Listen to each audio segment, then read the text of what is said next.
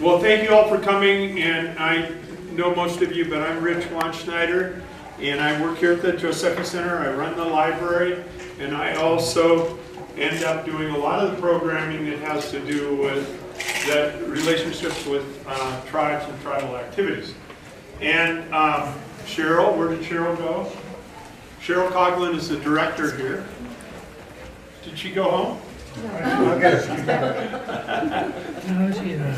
Cheryl Coughlin's the director, and Rupo is the other staff person here. Hi. Well, here comes the. Look at. We must be powerful. We must be powerful. We got the gliders to come. They gave up good air for us. Anyway. So the Josephy Center over the last few years, we have tried to have a summer, what? You calling me? Yeah, I'm introducing you. Come here. This is Cheryl Coughlin, and she's the boss of this place, okay? Yeah.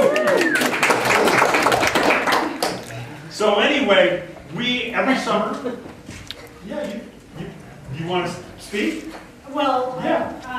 Thank you for coming. I do just want to make a couple of thanks, especially to Oregon Arts Commission. They gave us the grant to do this, and to Bobbie Conner and Tamástslikt for making it possible. This is our fourth Native American exhibit in the month of June. I think next year we're going to try for July to kind of be on piggyback with Tamástslikt. So anyway, we're still working on the theme for next year, but it's really great to see people interested in these kinds of subjects and stories, and just learning more about history of this area. So thanks for coming, and I'll let Rich, and we've got so much going on this month. We do have a photocopy up at the front of all of the events, like brown bags. We have Doug Hyde coming, and I'll let Rich continue. Don't let Rich go on too long. But it's true. Over the last several years, Nez Perce National Historical Park had an exhibit called, well, it was a gift art. The things that tribal members made for each other. And we got to host that show here. We got to host the show from Crow Shadow, which is an art institute on the Umatilla Reservation. And last year we put together a show with the help of the University of Idaho photo archives of the people who lived here and how they lived. So this year we did apply to the Oregon Arts Commission under a grant called Arts Builds Communities. And the idea of this is how do you teach, how do you help people realize what's going on and what went on in their communities, and how do you involve the people who should be involved? And in this case, of course, the original inhabitants. So I went to Bobbie Conner, who's the director of Tamástslikt, and Bobbie said, yeah, let's get together and do something. I'll stop there. Bobbie Conner, no, I won't stop there. So Bobbie said, listen, I went over there and she said, here are a couple ideas. Here's one I favor. I'd like to take our Celilo exhibit, only I'd like you to add to it with some local stories. I'd like to get the story of the Wallowa Lake Dam, and I'd like to also get the story of the High Mountain Sheep Dam that did not get built. And so the part of the grant that went to pay her and her staff and everything, we took part of it and gave it to Joe Whittle and to John Rombach, and they did the research on this. Then when it went together, we took it all back to Tamástslikt, and we had, what, 2 furious nights where Bobbie and I were emailing back and forth and editing text and trying to figure out exactly how everything was going to go in order, and it resulted in this show. And they have a big machine over there, and they printed out this stuff. So they had the Celilo stuff. The stuff on these panels was that. Okay? Okay, now, I don't want to speak much more, but I want to just say a couple things about Bobbie Conner. I think that I first met Bobbie through the Homeland Project in Wallowa, probably when we first got together. But Bobbie Conner had a long history, and I think I met Taz before I met you. I had to have met Taz first, before you came back up here. So anyway, Taz Conner and Terry Crenshaw and a bunch of us started what has become the Homeland Project in Malawi. About that time, Bobbie moved back to take over as the director of Tamástslikt. This is the Josephy Center. There was a picture of Alvin Josephy with the book, The Nez Person, The Opening of the Northwest, at a reception up at Wallowa Lake Lodge in 1965. And I sent it around and I said, who's the Indian in this picture? It was Bobbie's grandfather. Okay? And so,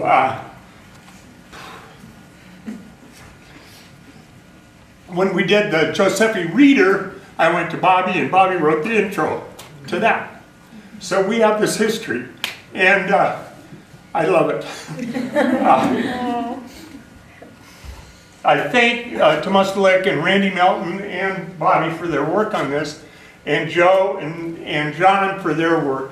And Millie made me also say this intertwining is interesting.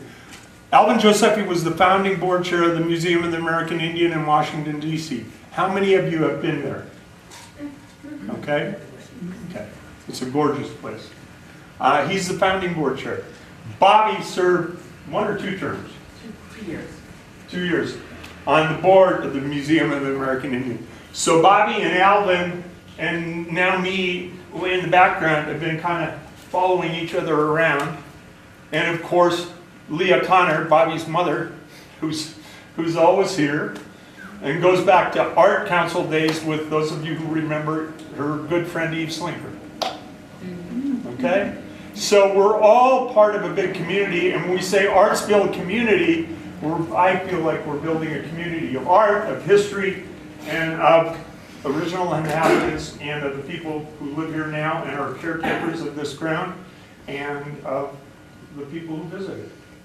So please, Bobbie, come up and tell us a little bit about. Good job, Rich. Tamástslikt. Good evening. I want to sort of back up a few steps from where the logistics and the detail to the bigger picture here. First, I want to reintroduce myself. My Indian name is Sisawipum. My mother's mother gave me that name when I was 13. And my mother's mother is Snake River Nez Perce as well as Umatilla. But Umatilla is kind of a misnomer, like most of our tribal names are misnomers. My mother's grandmother, Wayashish, was from here, from Wayam. And you see here Wayam and Shkin and Wishkam and the native place names, just a few, just a small number of the place names from this place, Wayam. It came to be known as Celilo Falls. Celilo is not an Indian word. We're still hoping to stumble across where that word originates. But it's stuck. And this is a really important moment in time for all of us as citizens of the planet. And that's why we're motivated to do these kinds of exhibits. When I moved home 21 years ago, it was clear to me because we had been, the tribes at Umatilla, like the tribes at Nez Perce, had been working in fisheries for a number of years. So early in the 1980s, when my mother was the director of education and her office was upstairs in an old BIA compound building, fisheries was in sort of the back closet of that floor. It was 2 people. I think Don Sampson was an intern then, one of those summers.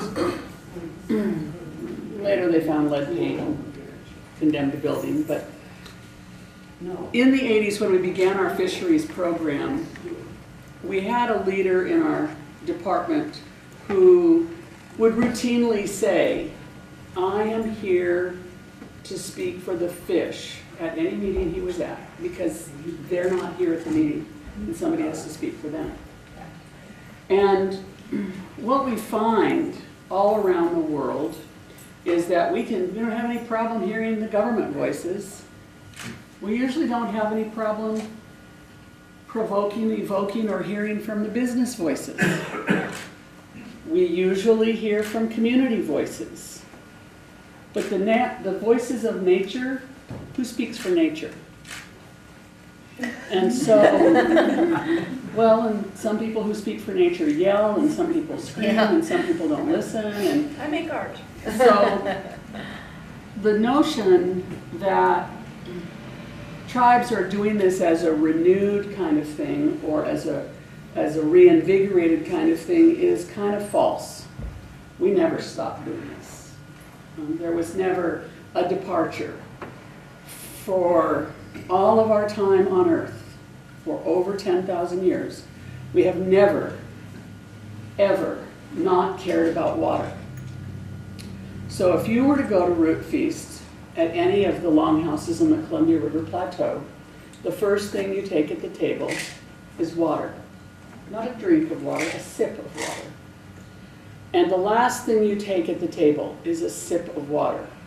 And for those of you who've been to the longhouses on the plateau, there's a whole lot of praying in between. There's a lot of singing, sometimes 27, 24, many more songs than that, all of which are prayer songs.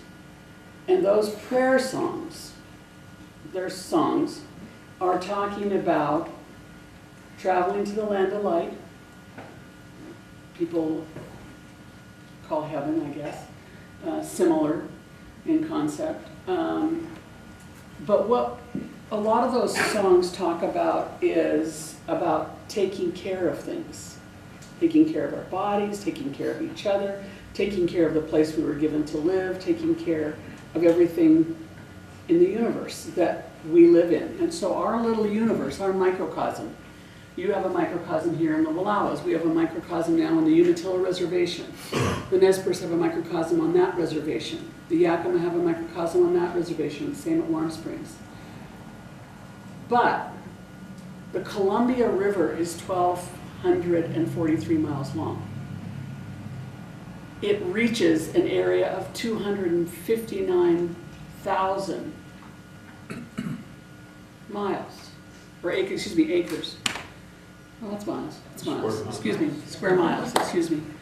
And the notion that the salmon that spawn here and go through all of their processes to become juveniles and migrate out of here to the main stem Columbia, to the Pacific Ocean, to travel over 3, 4, or 5 years, 2, 3, or 4,000 miles, and make their way back here to my plate.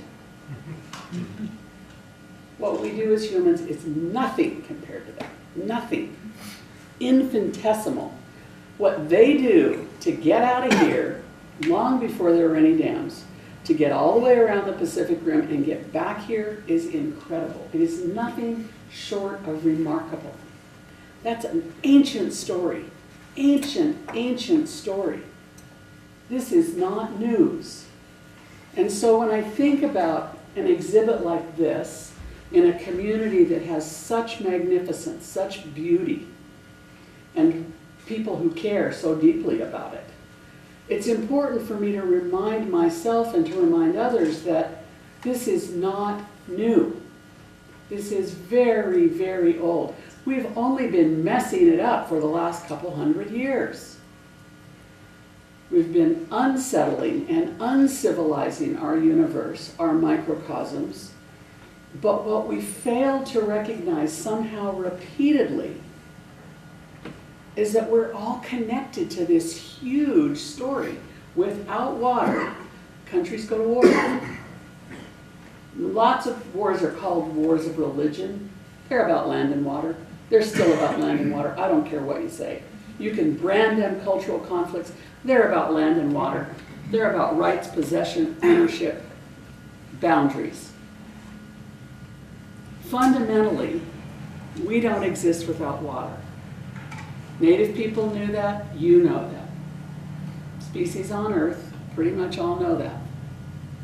The most amazing thing to me, though, is that the cultures that were connected on the Columbia tributary system, all the way up here into the Wallowas, which we think of as remote, knew about each other because of the connectivity of the water and the connectivity of the species and where they traveled to get their food. So Wyashish, this woman who lived here at Wyam, was a young bride of 13 or 14, and Mom will correct me if I get anything wrong. But there was this notion that it would be easy to evacuate the Indians from Wyam in a non-conflict evacuation by virtually dumping the Indians' food in the river. Now, if you understand our food cycle process, we gather by seasons, and so we start in the springtime when the snow begins to melt with wild celery. That's the first indication that our world has been renewed. We go through a cycle of renewal every year, and it has multiple Thanksgiving feasts. And in this process, this Lamadium plant comes back first. At certain elevations, different landscapes. Once that's back, then we look for the spring roots and the spring fish to come back. And we move from our winter village, our snowbird village, wherever that is. In her case, it was Wyam, and later the mouth of the Umatilla River. And we go to where the next foods are, to our next address. People thought we were uncivilized and heathen and nomadic. All of those were inappropriate labels. And largely because we were not agricultural and we did not have permanent year-round homes. But more importantly, we didn't have a written language, which when we first became part of the United States, most citizens didn't write anyway. But most of all because we were non-Christian. When they dumped the food in the river that these people had gathered for 7 or 8 months out of the year to live comfortably, 4 or 5 months, the harshest months of the year, there was conflict. And her father and her mother were killed. Wyashish's husband was on a horse and never seen again. And she was told, because where our people were raised is you are always supposed to be prepared. You're supposed to be prepared for your funeral, you're supposed to be prepared for company. Doesn't matter what the season is, you're supposed to be prepared. And her family was prepared, and they had always told her that if there was trouble, there was a kind of a cave under the bank where they lived, and there was a canoe in that overhang, and in that canoe were supplies. And she was told that if she would canoe from here up the Columbia River to the place that's now called the Umatilla River, where the mouth of the Umatilla is, that's canoeing up the wild Columbia, not the reservoir Columbia, that she would find people on the high promontory there, which is now Echo, who spoke the same language. They didn't send her to the John Day River, where there were also people who spoke the same language. They sent her to the furthest river where they knew people spoke the same language to keep her safe. So she canoed alone up there, and at the mouth of the Umatilla, she wintered for 2 winters before she married a man whose name, and his Nez Perce, Snake River Nez Perce man, whose name was Hipsuits Pa'ayin. In English, they called him Spokane Jim. They had 13 children. Leah's mother, Elsie, was the youngest of those 13 and the only one who had children. The only one of 2 who lived to adulthood. Wyashish, by virtue of her move to the Umatilla River and her marriage to Spokane Jim, became a citizen of the Umatilla tribe, the Confederacy of the Umatillas, which is the Cayuse, Umatilla, and Walla Walla. Half of our population is part Nez Perce, for many reasons, including the decimation by disease of the Cayuses, the size of groups that were smaller to begin with than the Nez Perce. But the consequence is that Wyashish from Wyam ended up on the Umatilla Reservation. Now, most people call these Columbia River Indians the people of the river by other names, other tribes. But there are people from these villages on the Yakima Reservation, descendants of the people from these villages on the Warm Springs Reservation, descendants from people in these villages on the Nez Perce Reservation. And that's because we have been going down to winter, we, all of us, down to winter in sheltered, protected areas for a very long time. And one of the places people went, Nez Perce people went, is to Celilo, to Waskopum. Reverend Henry Perkins documented that in his diary in the 1840s. But this place on the big river, when you drive by milepost 97, and there's really nothing there except an Army Corps of Engineers marina, an Army Corps of Engineers rest area, and an in-lieu fishing site that's set aside for the Cayuse, or the Umatilla, Nez Perce, Yakima, and Warm Springs fishers families. People don't think of us because we're out of sight and out of mind. There are no Indians there. But long before we had horses, Indians were going there. It's a long way to go from here without horses or without wheels. But that's the hub, one of 6 or 7 great North American trade hubs. One of 6 or 7 in North America, including Canada. One of the big ones. So when Lewis and Clark came amongst our people, first into the Nez Perce country and then amongst our people, we already had red and blue trade cloth. We already had some copper items. We already had some brass because of this trade network. I'm not sure, we can't really put a date on it, but somehow a Spaniard's helmet ended up here at Celilo being traded. There's a lot of fascinating, interesting stories about this place, but because those falls are not there, we are not there. Now what most people think is that they're gone, but really they're underwater. They've been flooded. They've been inundated in Lake Celilo behind the Dalles Dam as of March 1957. So this reservoir that sits over this, a few of these rocks have been blasted. Don't know how much silt is deposited under Lake Celilo, but these rocks are still there. This is still possible to have again. Maybe not in my lifetime, maybe not in your lifetime, but it's still possible that this may become Celilo Falls again. And so when we pray our prayer songs at feast, when we pray, we're not praying for dam destruction. We're not that narrowly focused. We're praying for everything we've been given. Everything we've been given. The universe of species that were here that are extirpated now. The universe of water that we were given that was high quality water, safe to drink. And those prayers that our people pray all over the Columbia River Plateau, up in the Nez Perce country, we pray for them in Methodist churches as much as we pray for them in Presbyterian or Catholic churches. Indian people are praying for their home, for this land we've been given, for this place we've been given. And it is not a singular legislative or political issue. It's not a singular environmental or conservation issue. It is not a newfound religion to us. It is something we have been doing a very long time. It's just become more urgent. There are drought years in our history. We have to acknowledge the Creator gave us a fabulous place to live. There is abundance where you live, where we live, on the Columbia River. We compare ourselves to what we call the rabbit eaters south that had to have a lot of hides to make a coat. We were given great abundance, a lush homeland to live in, and we have much to be grateful for. And because we were grateful, that's why we were hospitable to Lewis and Clark. In addition to the fact that they had really great gadgets. Guns, writing, they had technologies that were cool, that were fascinating. And our oral history say they were a little precarious in our homeland and we just wanted to get them safely on to the next place.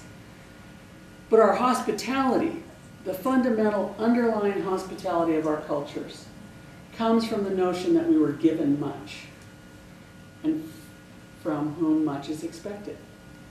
So we have fallen down on the job by allowing these species to be extirpated because our laws, our traditional laws, say that everything in nature sustains us and we have a covenant to sustain that which sustains us. That's an agreement, kind of a trinity between us and everything that lives here and the Creator, the maker of all things. And the consequence is that not only our treaties have broken promises, not only are water rights laws violated, but traditional laws been broken. When we started assisting trappers and traders with trapping beaver by hundreds rather than a couple. Otter subsequent to that. There's a lot of history under all of this, and when we think about this huge river that connects us to what's now Canada and the Pacific Ocean, and connects all of the fish in all of the tributaries off the main stem, it's a prayer. It's a constant vigil and prayer that this, what we've done to it, can be helped. That what we've done to the place that we live in can be aided, can be assisted to be more like what it's supposed to be. And the idea that we have a huge fisheries program at the Nez Perce tribe and a huge fisheries program at the Umatilla tribe, and that we work with the through our delegated sovereignty of 4 tribes to the Columbia River Intertribal Fish Commission, all of that looks governmental and environmental and political. Underlying all of that is our longevity here, our traditional law that's tied to that longevity, and our prayers. It is an enormous sacrifice that people made that our generations could be here. For people who come from persecuted family histories or prosecuted family histories where criminals ran to the West to get away, in either case, people made sacrifices, left families, ended up here, have a hard time living here for long periods of time, but people made sacrifices so that all of us could be in this room. And it's a very interesting thing to be thankful all the time for all the sacrifices that have gone before you so you can have what you have now. Not in our day-to-day sacrifices, thousands of years of sacrifices, thousands of years of doing the right thing so that there would still be fish. And then, in a few short years, changing all of that. It's really hard to fathom how quickly we did that. And so what we have on this display is not, and Rich is sort of right, this is a piece of our display. Our Celilo display filled a 4,500 square foot space, and we've sized this down to fit in here, and we've thrown a lot out. But this, we wanted people to understand. This little boy here holding these lamprey passed away quite a while ago. His name is Roger Jim. He was a tribal leader at Yakima. The generations of people that are related on this river that live actually on 5 reservations, the Colville, the Umatilla, the Nez Perce, the Yakima, and the Warm Springs, as well as others, have been related for thousands of years because we didn't marry close relatives. So we've been married up the river and down the river for most of our history. This place connects to this place outside this window. And everything that comes out of these, what used to be wonderful glacier melts into the lake and out of the rivers and down all the way to the Columbia, to the Pacific Ocean, aided the travel of everything else that lived in the water. What John Rombach and Joe Whittle have done here is to tell 2 different stories, with this as a backdrop. The 10-dam plan that starts in the 1920s with the Army Corps of Engineers. Just kind of unequivocally astonishing in so many ways. But this is a backdrop to these local stories, and what John's talking about is a dam that wasn't built.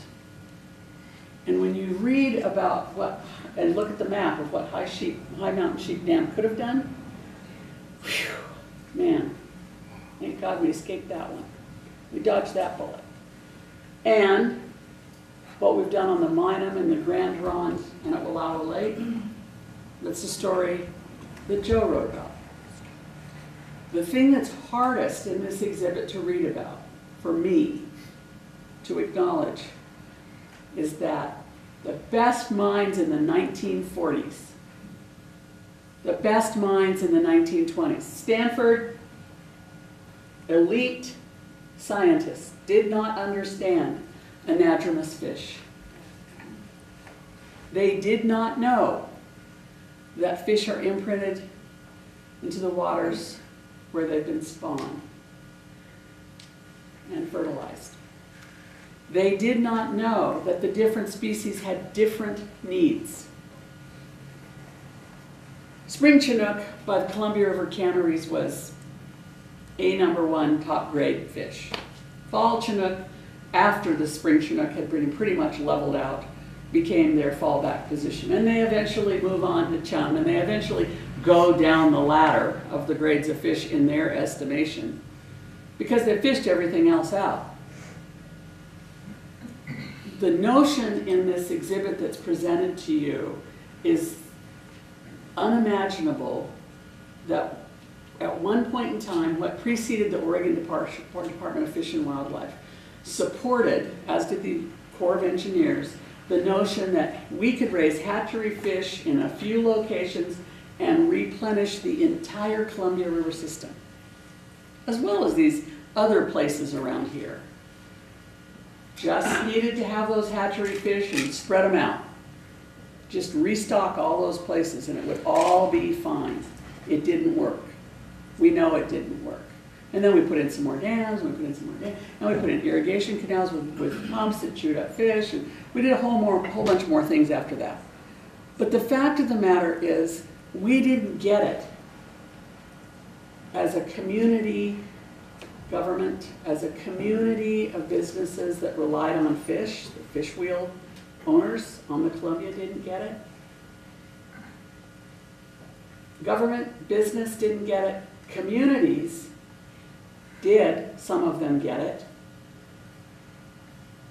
Indians knew it, but nobody talked to us about it. And when they did talk to us, it was about how we were going to be ameliorated in order for dams to be built.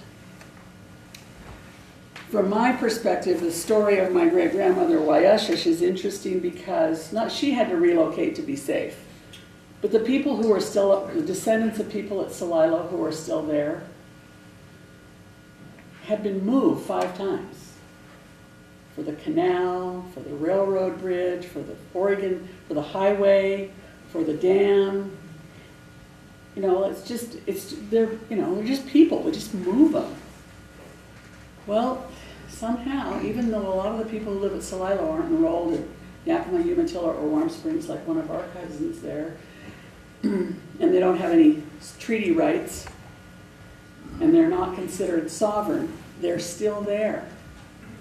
Like the few steelhead that survive up here.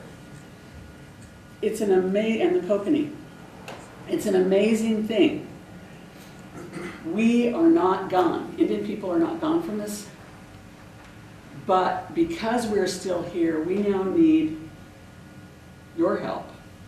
Because we need to restore what was once here, what was once magnificent, in the water, above the water, around the water. And it's an amazing thing when you put water back where it used to be and where it used to flow free and wild. It's not just fish you're taking care of, it's osprey and eagles and cougars and bears and yes, wolves. It's a lot of species, including beaver and otter. Because water is the fundamental resource that they all rely on to have a habitat that they can survive in. And it's amazing how we find these things out. We have an 18-hole golf course next to our museum. It has water hazards. Where those wheat fields are, when you come off of Interstate 84 down the Blues and you look at that patchwork quilt of wheat fields, mostly wheat, a little canola, you're looking at what used to be a pothole marshland. And the farmers can tell you where those pothole marshes are because they were bogs they got tractors stuck in before they kept filling them in and filling them in and filling them in. Or they just abandoned that route and plowed another way. Those pothole marshes that are now called water hazards have caused curlew to come back to our neighborhood where the museum is. and egret and heron and a flyway that's been sort of mostly interrupted got these new pothole marshes that golfers call water hazards. And so it's this crazy thing that, we accidentally did something right, by doing that. And I think that as humans, what we have to be reminded is we don't always know what's best. And sometimes we accidentally do the right thing, and many times we accidentally do the wrong thing.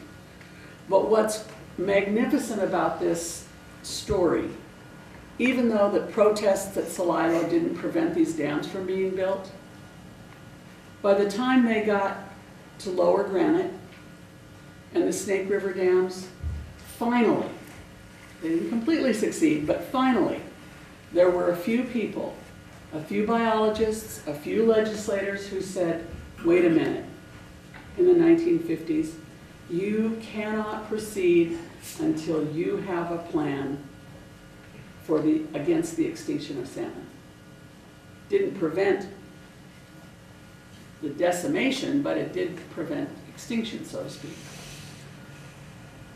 I find it fascinating that we have this really uphill climb. People think it's a good year. We have I think the Bonneville's like at 800,000 maybe. Is that what the fish, somebody in the room tell me what the fish counts were this year?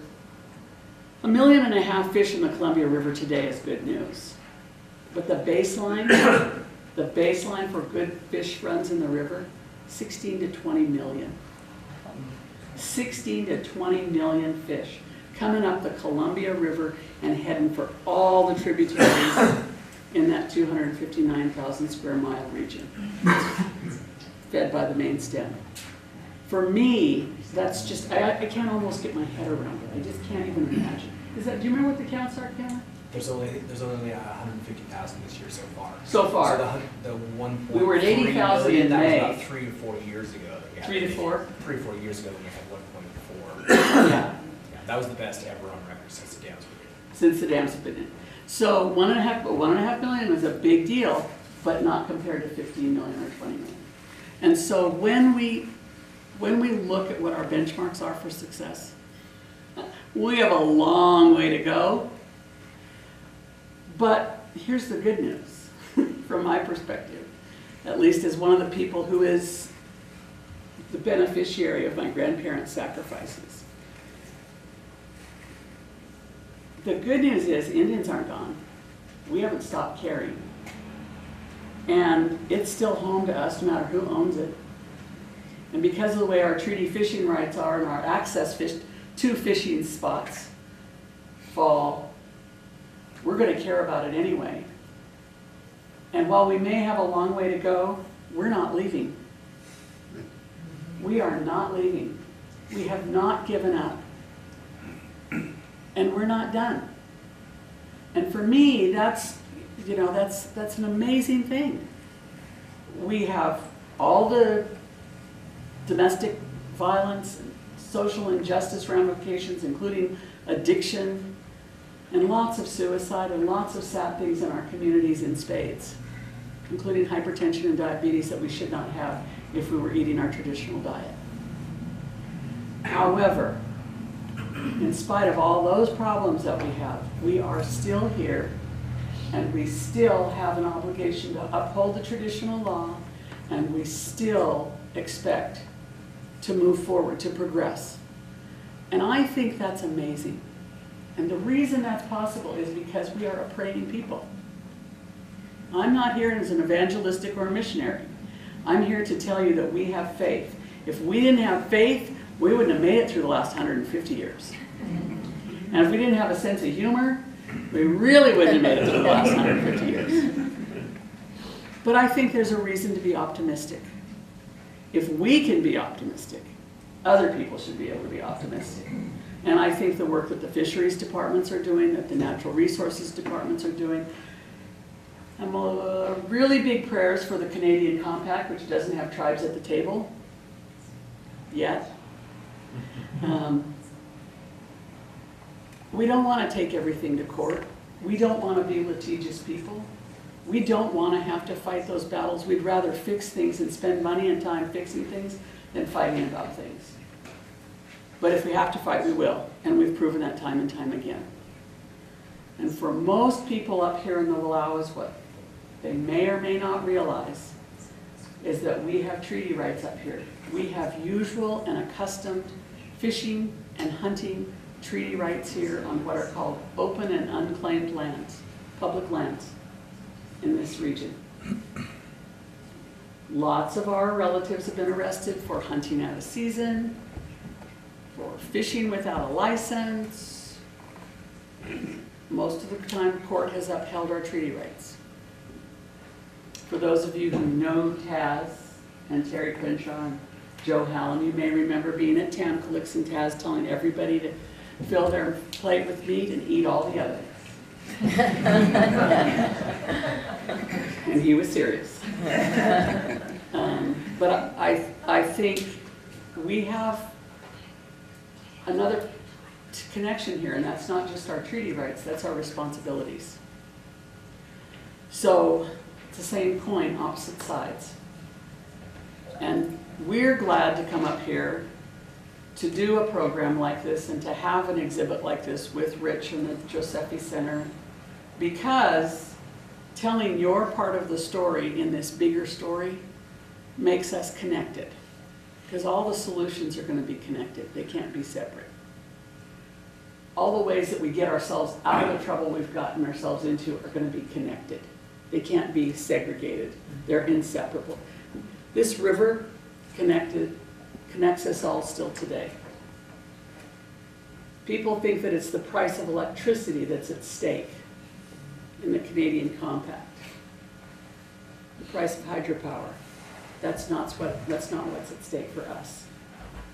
It's the very law that sustains our people and has sustained us for more than 10,000 years.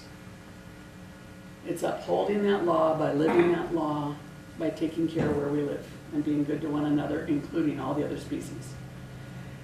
And I invite you to join our prayers and our battles, because protest matters.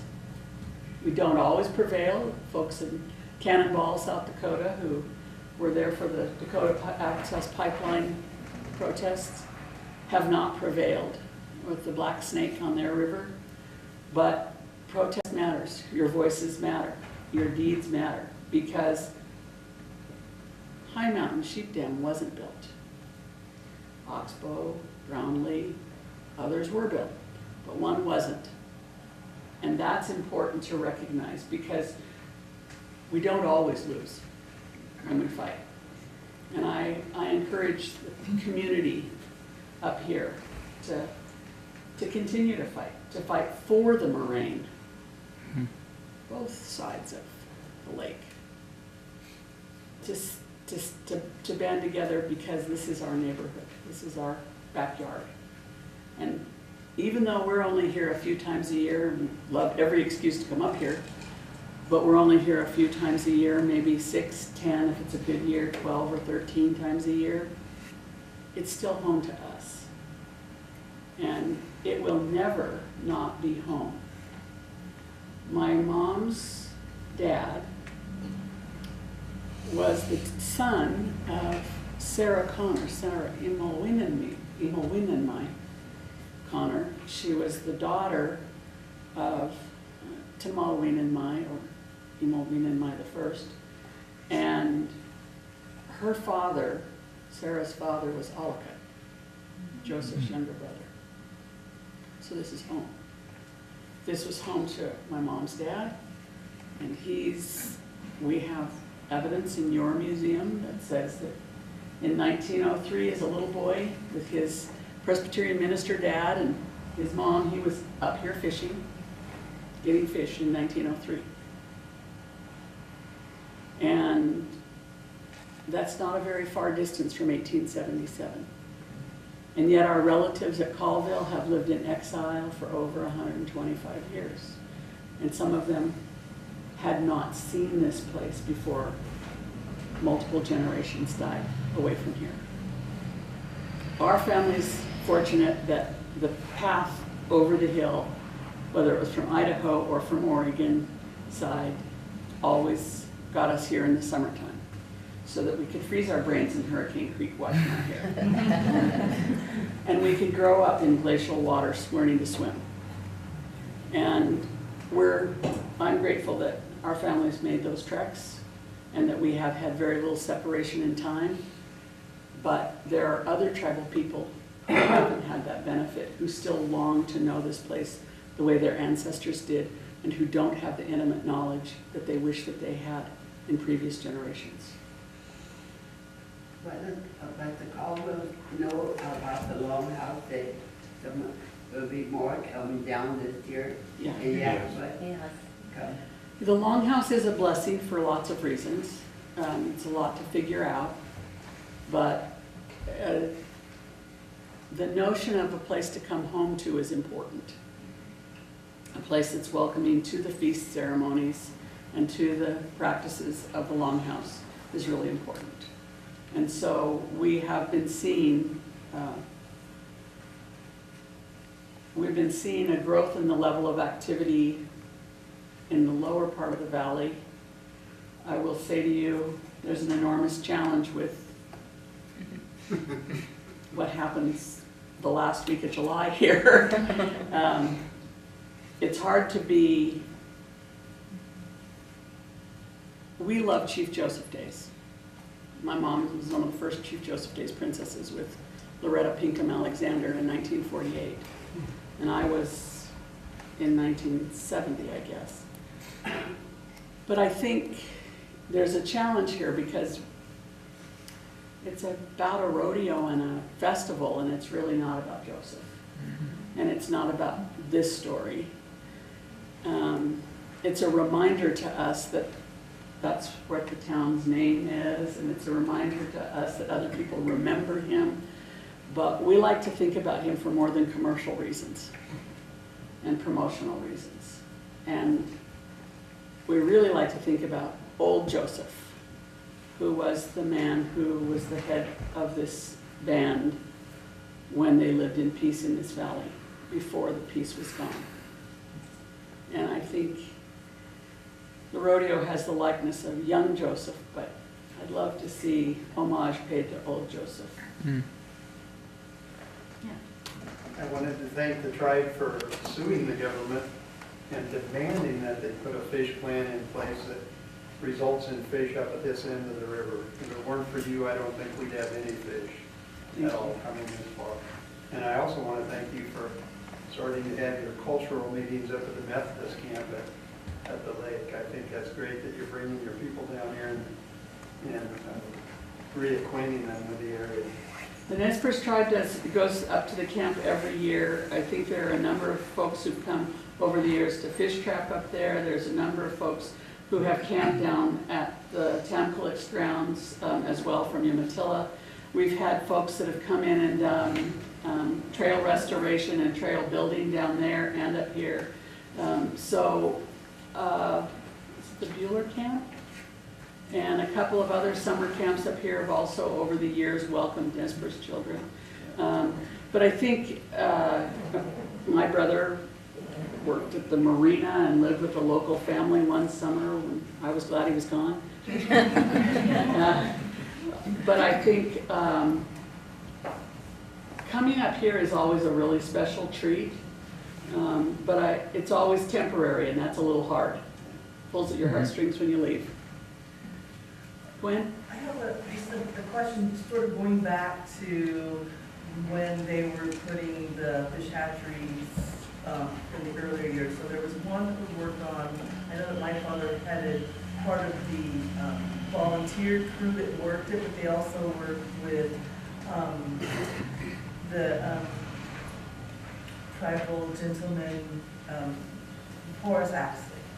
He was also involved in that, and it was in the 80s, it was the Lost Queens, it was the Looking Glass Fish Hatchery. Was that also a failure in the way that you spoke it?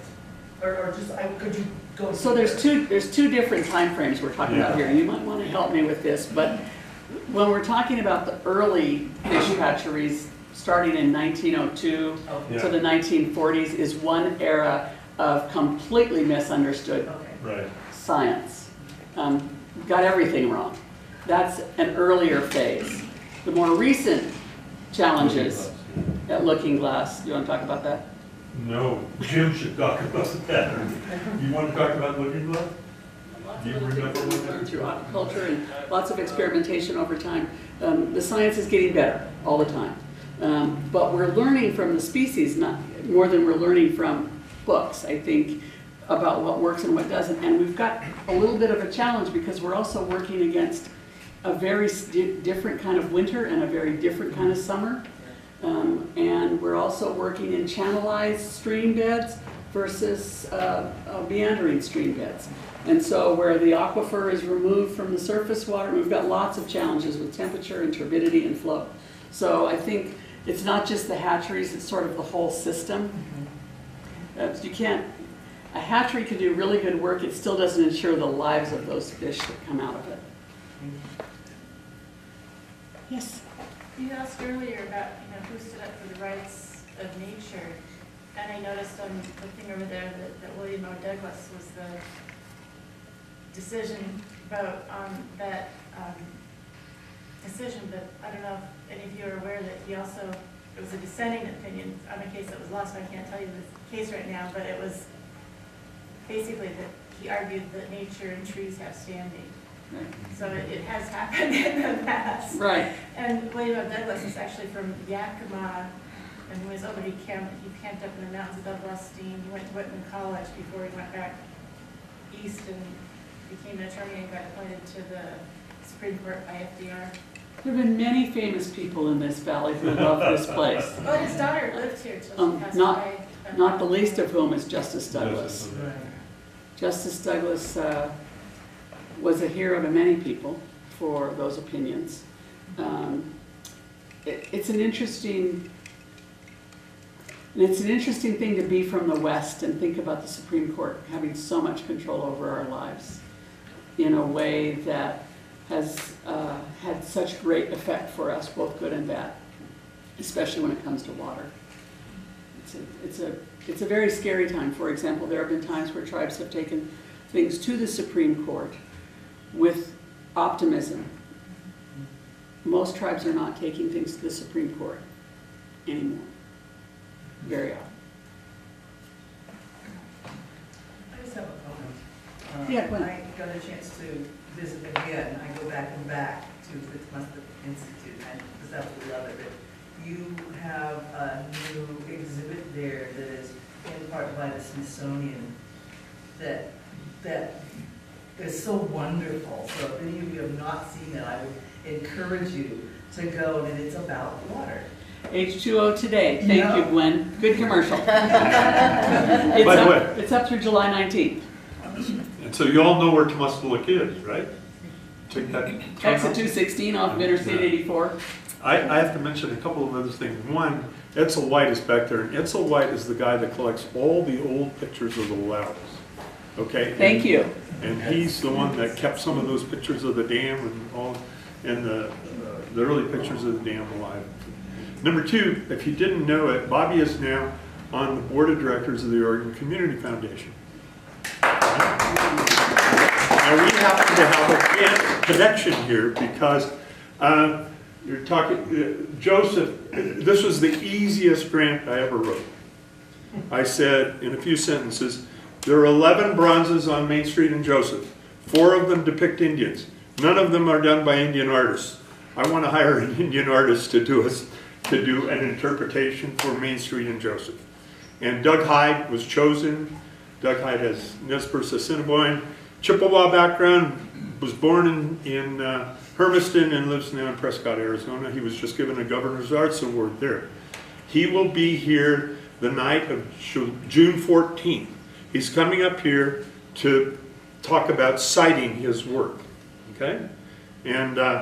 And anyway, this was it was an $85,000 grant, $25,000 to the artist, $30,000 or $35,000 to produce the work of art, et cetera, et cetera. So that's a big deal.